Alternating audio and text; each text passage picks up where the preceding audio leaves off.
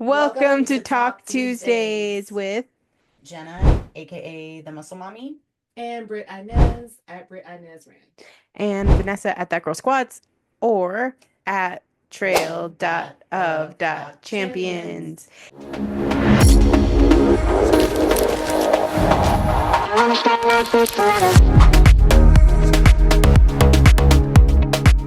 And today we are talking about how to get unstuck. Get out of the thuck. Do you want to be unstuck? That's Yeah. the question. And are you willing to do the work? Yeah. And are you Once willing? you realize you're being in your own way. Yeah. Uh-huh. Oh, yeah, that could be another one. How to get out of your own way. I feel like it's really close to getting unstuck. Yeah. I would say first, to get unstuck, you have to accept that you're going to have to do things that you're not currently doing and be committed even when you don't feel like it. That part. Yeah. Getting comfortable in the uncomfortable. Yes. Accepting that it's probably not going to be fun or easy, and then you do it anyway. Mm-hmm. Because all the pros said, F this, and they did it anyway. Mm-hmm. And most of those pros also have full-time jobs. Uh-huh. And kids. And are juggling things just like you are. So time is not an excuse. Yeah. We all have the same 24 hours in a day. I think another big thing is people that rely on motivation solely are the ones that get stuck the most because whenever they don't have that motivation, they don't go, right? But if you are relying on your habits and discipline, those people will be more successful in the long run. And because motivation is fleeting. Yes. Yep. I remember when my first journey into the gym, I remember that gym intimidation, that fear, that anxiety. And I realized that I'd be at home thinking about going to the gym and it was just I'd get overwhelmed and I'd be like, okay, let's break this down into small parts. I'm going to put my workout clothes on. I'm going to put my shoes on. I'm going to go to the car. I'm going to drive the car. I'm going to pull up to the gym. I'm going to walk into the gym. I'm going to pick up some weights. And that's how I started to break down my fear in the gym and also getting over, because I was, physically stuck, as so to speak, with my physique. This is after my daughter was born. And that is how I first started really training consistently in the gym. Yeah. I don't know about you guys, but I do this all the time, especially whenever I have those longer cardio days, is that I'll split them up. Yeah. I'll be like, okay, 60 minutes is 4:15s. Yeah, 4:15s, and then Mm-hmm. 4:15s is whatever, 720 seconds or whatever, that's not the right math, but Yeah. get the same thing. I'm like, okay, if I listen to this song twice, if I pick two 6-minute songs, Yes. Over halfway there. Yeah. Yeah. Yeah. I'm glad I'm not the only one. Uh-huh. Oh, no, definitely not. That's also another reason why I have to have something a little bit more engaging whenever it comes to what I'm watching whenever I'm on the cardio, because if it's boring, I will feel all the pain. But if it's distracting, I'm like, okay, I can get through this. This is fine. Mm-hmm. The first 10 to 12 minutes of cardio, I am just miserable. And then the last 5. Yeah. But then it's that sweet spot in the middle. Once you get moving and going, it's okay, all right. And then you're I don't know, I guess your serotonin levels, maybe your endorphins start to kick up. You. Yeah. Yeah. And then you get more into the groove. But I mean, there's days where in prep, it's I don't want to do this at all. And I tell my clients, at the end of our session, they're like, I really don't want to do cardio. And I'm like, that's exactly when you need to do it. Yeah. When you don't want to do something, you need to go do it. Because you'll never regret it. I always want to think about how I want to feel the next day. Yeah. And it's do I want to look back and be regretful because I didn't do something that I knew I should have done? Or do I want to be proud of myself? Mm-hmm. Yeah. Yep. And those are get better 1% every day. And then you're making those deposits, those daily deposits, and it adds up. Yeah. Mm-hmm. So that was another thing too, actually, it was that I wrote down was getting overwhelmed with the big process. A lot of people will get overwhelmed with some of my previous clients, their goal was to lose over 100 pounds. That seems like a huge number. It is a huge number. And then, but you have to just think of it like 1 pound at a time or each 15-minute interval at a time or whatever.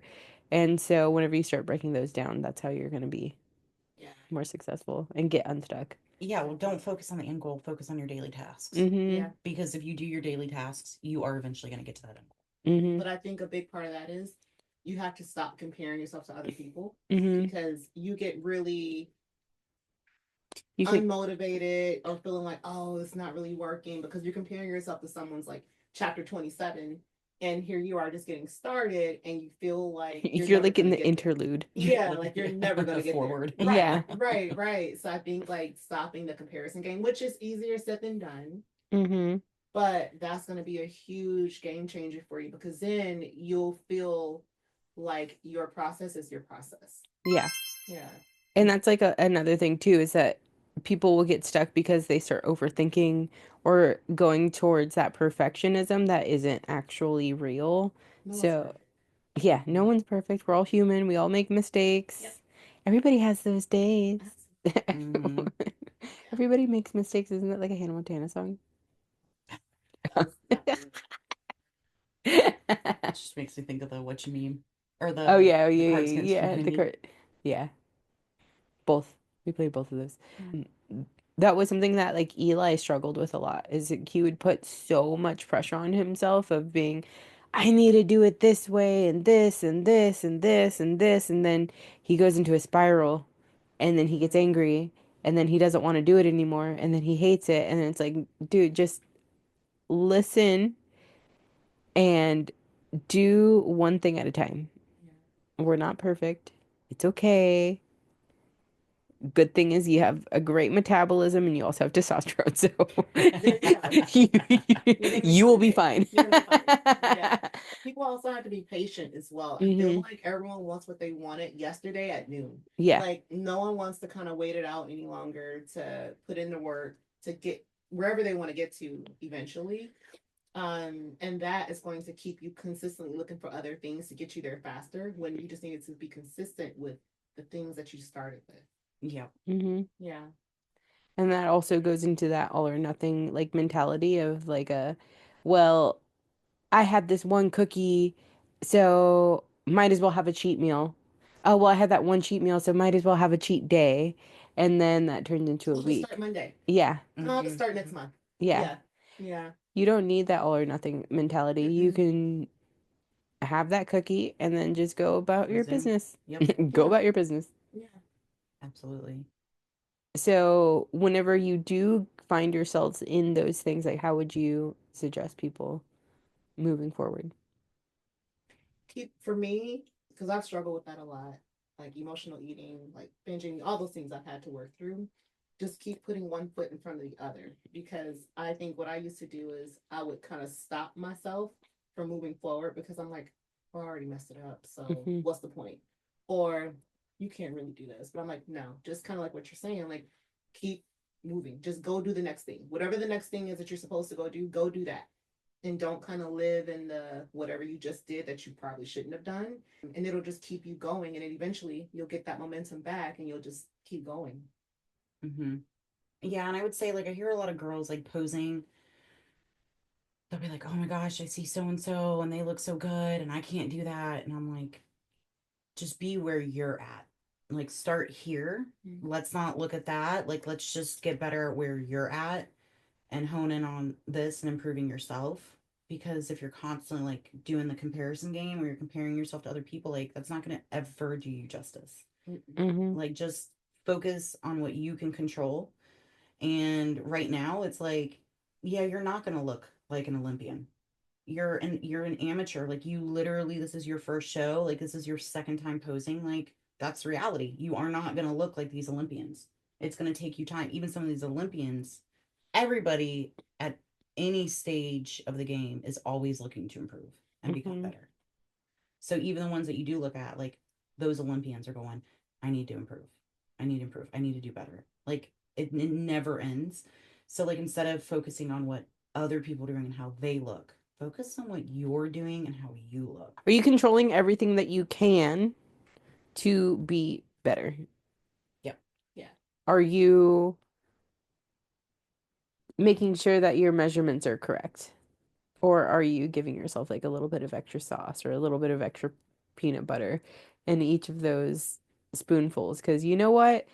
A couple grams here and there, especially whenever it comes to peanut butter, they add Adds up. up. Are you pushing in cardio, or are you just usually Lollygagging. doing it like you're, out walking the dog? Like, are you really pushing yourself in your workouts? Because if you're training, I'm gonna put this nicely, Don't. without intensity, Yeah. Just without say intensity, don't. Yeah. Don't say it nicely. you can't expect your body to make these big changes that you want to see because you're not putting in the work. Mm-hmm. Just showing up is good, but you can't just show up. You actually have to push yourself. And I don't think people realize how hard you actually have to train to change your body. Yeah. True. Yeah, they don't Say want that to get again. they don't want to go to that place. I really, yeah, yeah, You have to learn to love the pain. and run towards it. Literally chase the pain and Mhm. surrender to it. Mm-hmm. Do you find it hard for you to pull back right now? Well, during Me right recovery? now, Yeah. yeah, yes, definitely. And I messed myself up a couple weeks ago.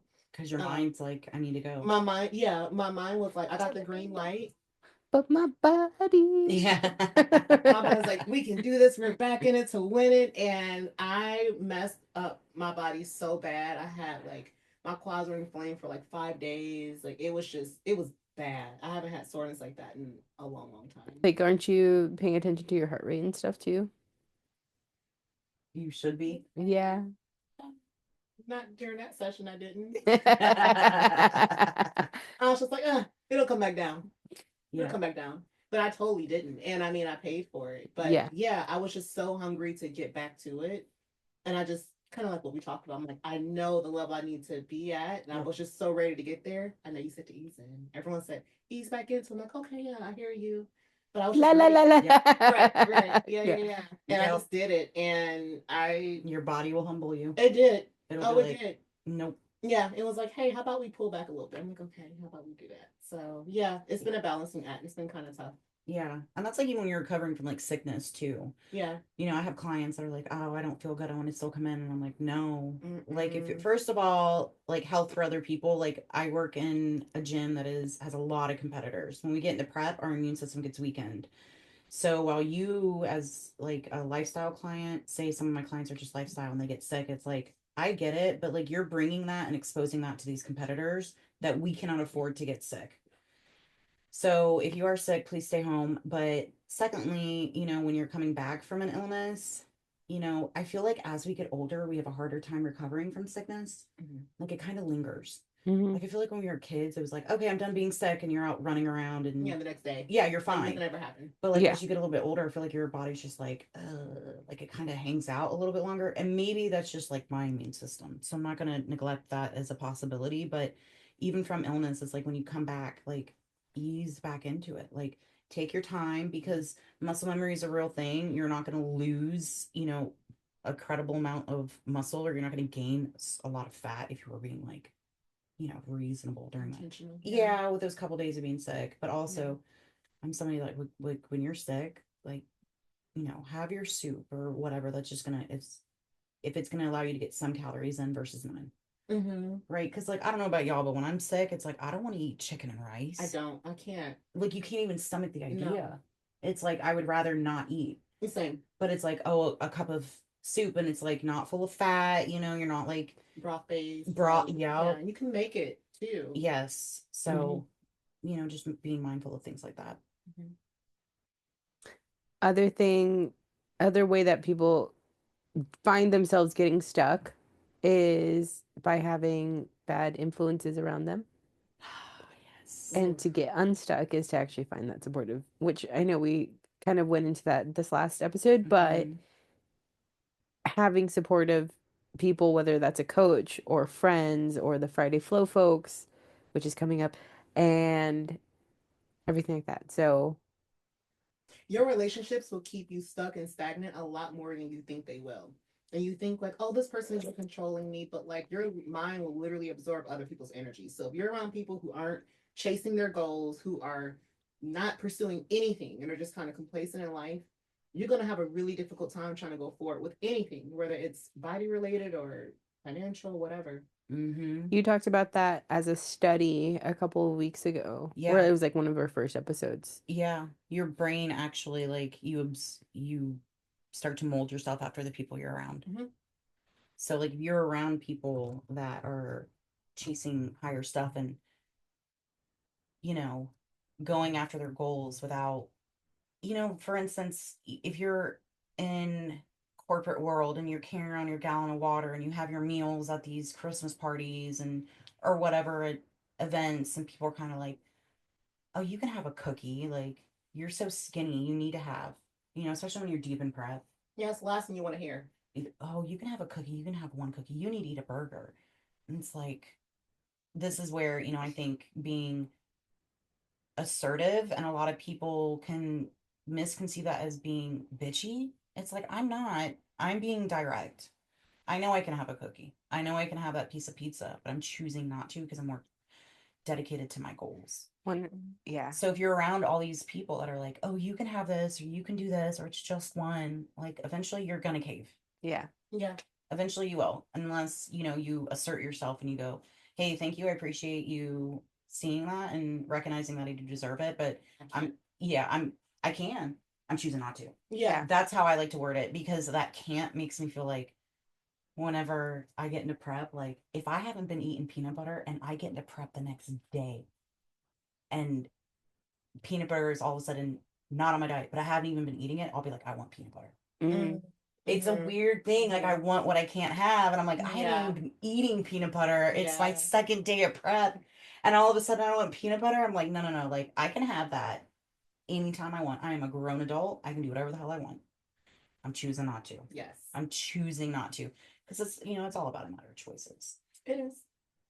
So I think, yeah, being assertive to people, like, you can have this, you can do that. And it's like, no, like, I can. I'm choosing not to right now. Mhm. Thank you. One of my biggest pet peeves was whenever like I was getting out, I was in reverse. I was already in reverse for like 6 months at this point. And then I kept getting, well, when you're enjoying food again, we should go here. And I'm like, bitch, I've been enjoying food. I enjoy my food very thoroughly. I season it very well. Just because my food isn't necessarily what your food looks like, it doesn't mean that I'm not enjoying it. Yeah. Well, we live in such a society that's Yeah. focused on food and instant gratification that you talked about. Like, if you want to go get it. No, man. Like, how about not? And, like, just trusting the process and holding off on It's it. just food. It's gonna be there. It's not gonna go anywhere. Yeah. You'll be fine. And most of the time it tastes like shit. It does. That's why I started cooking a lot of my free meals. I got so disappointed. I just got tired. You spend fucking $35 on this meal that you could have made for half that price. That's and been better. Yeah. Yeah. And to your point about like people saying, "Oh, when you can enjoy food again," I think there's a lot of education there. Where it's just like, just because I don't eat like you eat doesn't mean I don't enjoy my food. Like, I think people have this misconception that like when you do eat clean, you're not living life. Like, you're not enjoying what you eat. And it's just like, actually, no, I actually do enjoy this. Yeah. It's when you go off diet that you feel like shit. Yeah, I don't like the way I feel the next day. It might be good, but I'm like, this is not worth it. I don't like this. Yeah. Some cheat meals are like super, deserved, and they do very well. Like, I respond very well to like a good quality burger and good quality fries. Like, my body is like, hell yeah. But like, if I'm going and like mashed potatoes and mac and cheese and like gravies, it's like, I feel like ass. You can get food hangovers. Oh yeah. Oh yeah, definitely. Like that, it's a real ass thing. Yeah. Yeah, yeah, it is. And people don't really know how bad they feel until they start feeling better. And then they revert back. It's like, I tell my clients, like sodas, energy drinks, like those things will make you bloat. You don't realize it until you cut them out, and then you have one, and then you'll be like, oh my gosh. But you've developed that tolerance to that discomfort for so long, you have no idea how bad you feel until you get rid of them, clean your body out a little bit, and then reintroduce. Like, diet sodas will, any kind of carbonation, in my opinion, from my experience as my own body, but then seeing my other clients after they cut it out, and they'll be like, hey, it's cheat meal, can I have a diet soda? Yeah, you can have one diet soda. And then the next day they'll come in and be like, oh my gosh, I am so bloated. I'm like, that's why, it's that soda. But everybody is different too, though. you have to figure out what works for you. Mm-hmm. But you can't be doing everything under the sun at the same time because then you don't know what's working. Yeah. No, you have to get a Pick baseline. one. Yes. Yeah. Pick and stick for like, I would say 8 to 12 weeks. Even in the gym with movements, it's like you need to stick with something, find what works and stick. But like if you're, for instance, like split lunges, like I have certain clients, I have a really hard time hitting their glutes and it fires up their quads no matter how much I'm like telling them to push their knee back or whatever. And it's like, let's move on from this. I'm not going to sit here and try to continually push you on this. If you're having a genuinely hard time connecting this, let's move on and figure something else out. As long as you're the way. But once you figure out that like good connection and cues, you stick with it. Because if you're coming in the gym and doing X, Y, and Z every single lift, like what's working? Mm-hmm. You have no idea what's working, and you can't get better that way. Mm-hmm. But I think I blame a lot of things on social media, even though it brought us all together. Yes. I feel like people look at these different workouts and they're just like, oh, well, she was doing her RDLs like this. I'm going to try this now. I'm like, well, wait a minute. Let's rewind a little bit. She's doing that because X, Y, Z. Her femur is twice as long as yours. Yeah. Right. Yes. Like there's so many things and factors that go into people's training and what they do and why they don't do certain things. And I just think people look at other people's physiques and like, oh, I should be doing that because that's how I want to look. Yep. Yeah. Not taking into account length of limbs, flexibility, mobility, limitations, Injuries. Past injuries. Exactly. There's It's so like many things. she's doing a barbell squat and it's like, we're not going to put you under this weight because you've had back surgery. Yeah. And yeah, exactly. And then there's also like her goals may not be your goals too. Like that's a whole other thing. Yeah. Like if you try to train like Jenna, it wouldn't necessarily work out because like in your mind you might be like, I want to have big legs like Jenna, and she's just like, no, I'm actually not trying to grow my quads anymore. I'm trying to grow something else, you know? And so if you did her workout, you're not going to get the same results. Yeah. I've had clients tell me things like, well, I saw this girl, she eats 3,000 calories a day. I want to eat that too to grow. I'm like, you're going to eat that and get fat. Like, that's not going to work. You know what I'm saying? Like, your metabolism matters. Your metabolic rate, all those things matter. She's naturally a lean string bean and she's got to eat stupid amounts of food to put on any weight. That or you don't know what her supplementation is. Like, there's so many things that go into people's diets. And, look at that. I did that. And then it went like that.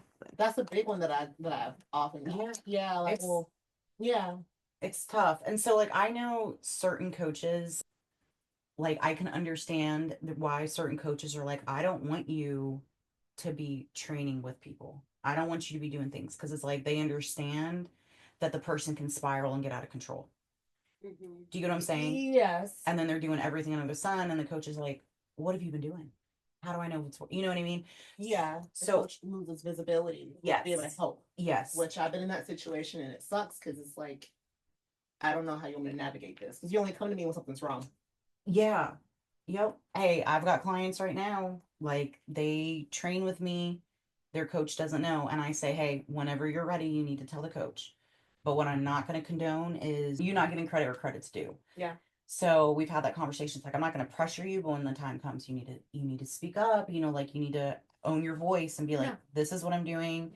But it's also like, I can understand the coach's perspective when the person is online and they're left, right, and every direction versus like, I'm going with this one particular person who is reputable, who does have credibility, who knows what they're doing, who is helping me and even willing to follow your plan or whatever the case may be, and they're just pushing me. Yeah. It should always be kind of like, but we're all on the same page.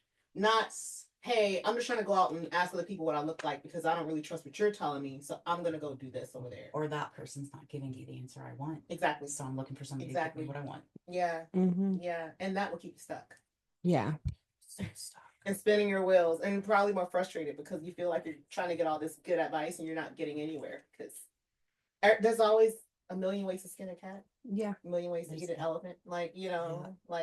So you're never going to get everything to be the exact same across everyone that you ask.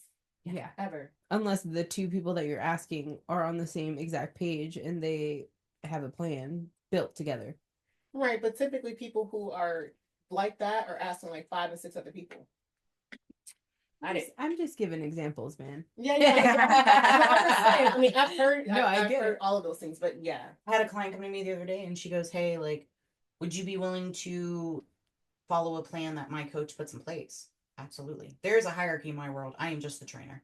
Now, if I'm your coach, different story, right? Oh yeah. Like, to me, it is diet, cardio, programming coach, and then the trainer. And a good trainer, in my opinion, will follow the plan in place by the coach because ultimately, if that coach is programming it, he's going to know, okay, you're following the plan exactly. This isn't working. I need to change. Yeah. So it's like I had I had my client ask me, like, can I put you guys in a group feed? Absolutely. If he tells us, like, he wants us to start doing more RDLs or whatever, let's do it. And then you give him feedback. Coach, when I'm doing these, I feel this a little, like, really bad in my back. We've tried all these different techniques to try to pull my back out of it or whatever. And then you ask if you can substitute. But, like, I will follow that plan completely and push you in that regard because it is different when you have a trainer. Yeah. It is different. I don't care what anyone says. It's different. Yeah. They push you. They won't, you start moving too fast. I'm a big time under tension, ISO tension type of coach. And then even me, like I'll film myself and I'm like, oh, in my head, I was going slow and controlled because that took forever. Yeah. And then I look back and I'm like, oh my God. Yeah. I was speeding. Yeah. And I know if I had a coach, he'd be like, slow down. You're going too fast. And which would have made it 10 times harder. And hurt 10 times worse. Yes. Yeah. Yep. Something else that we haven't really talked about of adding is the posing coaches too, because I've seen regular coaches and posing coaches be in a group chat with their client as well, because that could also help, like with the check-ins or whatever. Yep. Yeah. Yep, absolutely. Yeah, the coach has to be willing to be able to be in that kind of discussion. Not all coaches are willing to do that. I very much am because I feel like we're all on the same team. Yes. We want the client successful. Like whatever that takes, like let's do it. Yep.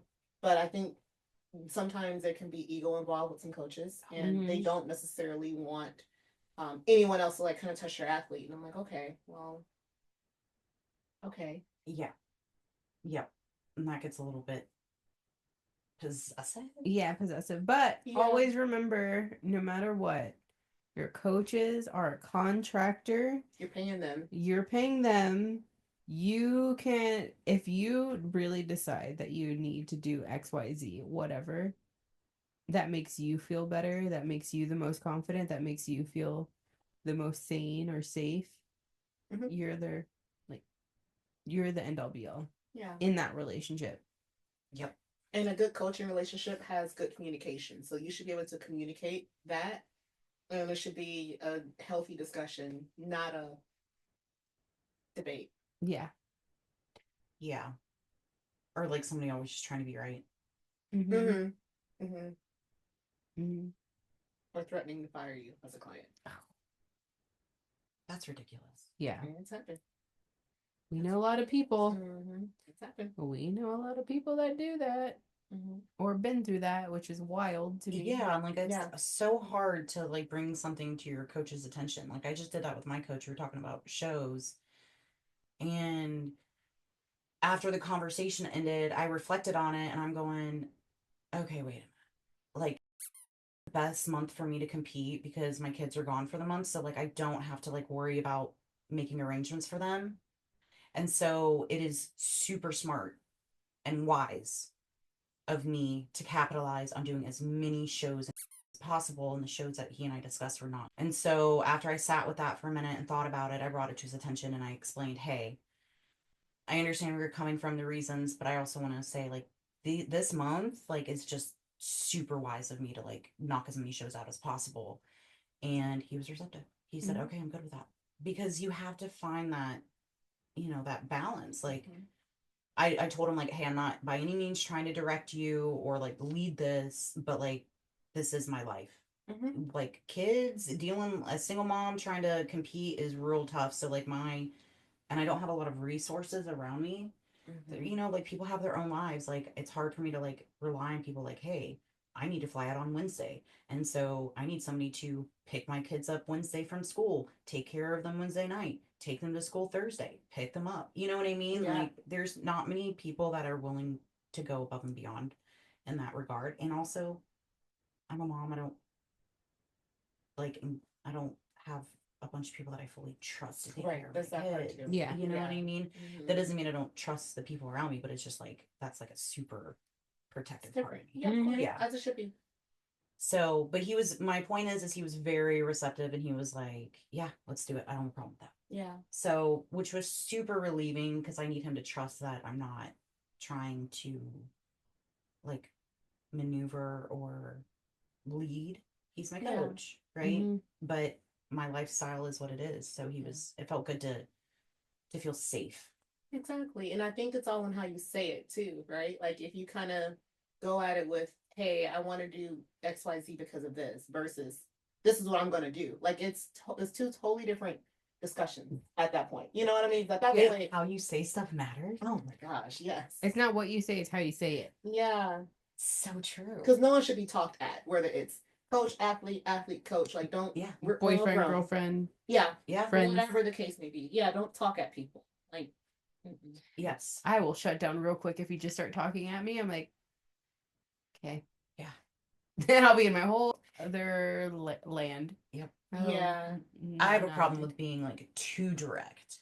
Like I Are can. you talking to Yeah, because like- I have like a tone to me, but like it's I just sometimes I don't. But also I don't like. This is where I'll get into like kind of like unsure because I'm like, am I being too direct or are you just being sensitive? You know what I mean? So where do you draw that line? Because it's like, well, I can be sensitive to your sensitivities, but can you be sensitive to me being direct? Yeah. But do you know what I'm saying? Like to who I am. Yeah, because as long Yeah. as I've known you at this point, going on 3 years. Yeah. And you've said that, and I've never once seen you be that direct because you're always so cognizant of what you're saying, and you're so quick to be like, oh, but like explaining yourself and like explaining your intention. You're very tactful. I Like try. you can be direct and be tactful. Like, or you could be direct and be an asshole. But you are tactful. Well, you know So- what's funny is like my military women, all my military clients are my favorite because they can take direction without emotion. Yeah. Like, and they're tough as nails. Like, they're my favorite. And I've noticed that, like, that one that was talking to me about, can you be a shit talker? And I was like, I said, I can be. And she explained, and I go, let me ask you something. Are you military? And she was like, yes, ma'am. And I was like, this is going to be great. Yeah. Yeah. But it's funny too, because like, while I was never in the military, I was raised by a Navy SEAL. So like, directness without emotion is key. Like, you can't always be. You can't flour everything. You Like you can't. cannot put sprinkles on everything and give someone an airplane when you're feeding it to them. Like some people, you just need to be told what the hell you need to do. Yes. Like period. And Like, just because you're being told and it hurts to hear does not mean what is being told to you is bad. it's gonna make you better. Yes. And a good coach, Especially if the person's coming from a place of genuine, I care about you, your like success. yes. And I'm trying to, lift you up, but that's where you have to surround yourself with people that aren't just telling you the shit you want to hear. Exactly. Because it's not going to make you sharper. I feel like some of the best coaches that I've ever had, or just mentors in life, are the people who were able to talk to me, but be direct because they know that's how I needed to hear it. Yeah. Because they knew if they were to kind of sprinkle it, I'd be like, whatever, like whatever. Yeah. But if they knew, they're like, no, Brit, you need to stop doing X, Y, Z because you need to be great. Like, be great all the time. Yes. I'm just like, oh, I can do that. right, yeah. So again, I think a lot of people shy away from wanting to get really constructive feedback and criticism. Yeah. Because they kind of see it as like, oh, this person attacked. I've had clients where like I called them out on their own things that they said they wanted to work on. And they're like, oh, well, I felt like you attacked me. I'm like, did I attack you? Tell me how. Right. Tell me how. Like, we can get on a Zoom call, we can FaceTime, whatever. Let's talk about this. And then once they had some kind of process, they were like, you know what, I'm sorry. It wasn't that. Mm-hmm. Like, I just wasn't ready to have that conversation. I'm like, well, that's what I'm here to do. Yeah. And then you know what you do? You mend that and you go, let's move forward. Yeah. Yeah. Because as a coach, like, I feel like even being on like a personal level, like I know that there's certain things that I don't want to hear. You know what I mean? And I might get defensive. But like you take time to process, and then it's okay to be wrong. It's okay to apologize, because none of us are perfect. Absolutely not. So if your coach, and you have a bad response to them, it's like you can still come back from that. You can still like, hey, I made a mistake or whatever, and have a conversation. It's a relationship. At the end of the day, relationships take work.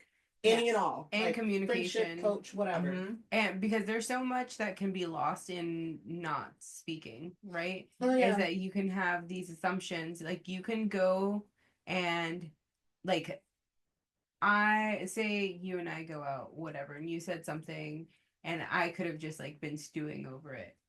But I didn't let you know that a boundary was crossed. And so I just get mad and I just stop talking to you.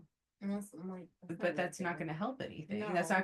It's not going to allow for a real ass conversation to better your guys' partnership or friendship or coach mentorship, whatever. You can't, there is so much to be left like unsaid whenever you don't say anything, right? And so that's also another reason why like texting sometimes sucks, because somebody could read it a certain way that comes off wrong, and then your feelings get hurt, and then the other person just like la la la, like it's fine, it's fine, we're fine, and then it turns out no, my feelings were hurt. Yeah. I actually had somebody, I had posted like online a while ago, like my schedule. And I posted like, hey, like I'm up at 4 a.m. I have client, da da da da da. And I like listed out my full day. And at the end of it, it was like, this is why it's hard for me to have empathy for people that make excuses. Like I had a 17-hour day and I still got it all done, and a little while later, a girl that I was friends with, she had posted about, oh, I stopped posting what you're doing on a day-to-day basis. Like, we get it. Like, you went and peed and you went and walked your dog or something like that. And I saw that and I was like, damn, that was directed at me. And then turns out it wasn't. And I was like, all right, when I see her, I'm going to approach her. And I saw her and I said, hey, I want to ask you something. Was that directed at me? And she was just like, oh my gosh, no. And I was like, I don't, and she tried to explain herself. And I said, I don't want an explanation. That's not what I'm here for. I was like, I don't want to be telling myself a story about you and create this story in my mind about you. And then now we have a conflict that was never there to begin with. So that's why I'm approaching you. And she was like, oh my gosh. I was like, look, I'm an open door. Like I keep an open door policy. Like I just wanted to approach you. And she was like, that wasn't about you at all. Yeah. She was like, it was about some girl that was super proud of herself for taking her dog for a walk and making food or something like that. And I was like, okay, I appreciate it, but it was more of like me, I'm not wanting to make that assumption.